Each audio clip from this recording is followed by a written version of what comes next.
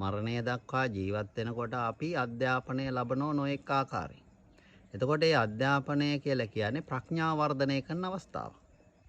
සංස්කෘතයේ සඳහන් වෙනවා ඒක යස්සනාස්ති ස්වයං ප්‍රඥා සාස්ත්‍රන්තස්ස කරෝති කිම්. ලෝචනාභ්‍යාම් විහීනස්ය දර්පණක්කින් කරිෂ්‍යති. එතකොට යමෙකුට ස්වයං ප්‍රඥාව නැද්ද ඔහු උගත් ශාස්ත්‍රය ඔහුට කුමක් කරයිද කියලා අහනවා.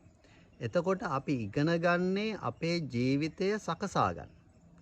එතකොට අපි ලබන අධ්‍යාපනය අපේ ජීවිතය සකසා ගන්න එකක් නොවෙනවා නම් අපි ඉගෙන ගත්ත ශාස්ත්‍රයෙන් අපිට ඇති වැඩක් නැහැ නේ.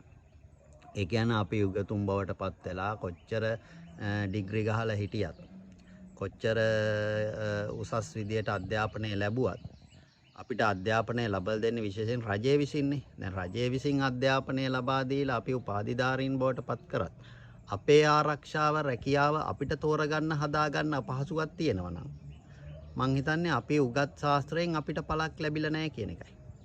එතකොට අපිට අධ්‍යාපනය ලබා දුන්නා වගේම රැකියාවත් අපිට රජයෙන්ම ලබා දෙන්න ඕනේ කියලා අපි හිතමුකෝ.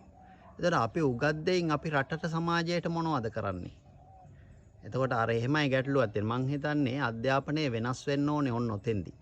එතකොට අපි ඉගෙන ගත්තේ මොන මට්ටමකටද අපිට පුළුවන්කම තියෙන්න ඕන දෙපයින් නැගී සිටින්න අපේ කම තුලින්. එතකොට අපේ කම තුලින් නැගී සිටීමේ හැකියාවක් අපිට නැත්තම් මං හිතන්නේ අපි උගත් ශාස්ත්‍රය අධ්‍යාපනය අපිට යමක් කළා නැහැ කියලා.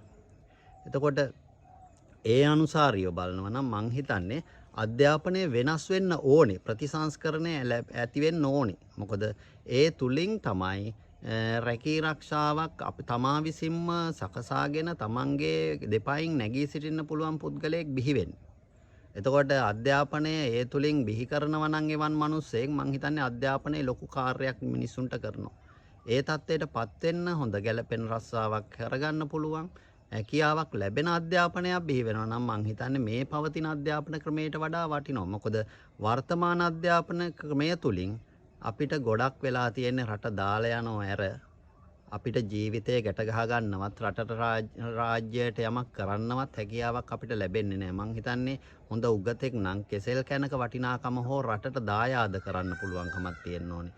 ඒ වෙනුවෙන් කැපකිරීම කරන්න සොයම් බුද්ධියක් තියෙන මිනිස්සෙක් වෙන්න ඕනේ. ඒ බුද්ධියක් නැති මිනිස්සෙක් රටින්ම ලැබෙන දේ රටින්ම රස්සාවයි රටෙන් සියල්ලම ලැබෙනකන් අපි බලන් ඉන්නවා නම් මං හිතන්නේ අධ්‍යාපනය ලැබපු පුද්ගලයෙක් කියලා අපි. ඒ අනුව මං හිතන්නේ හොඳම දේ වර්තමානයේ අධ්‍යාපන ප්‍රතිසංස්කරණය විය යුතුයි.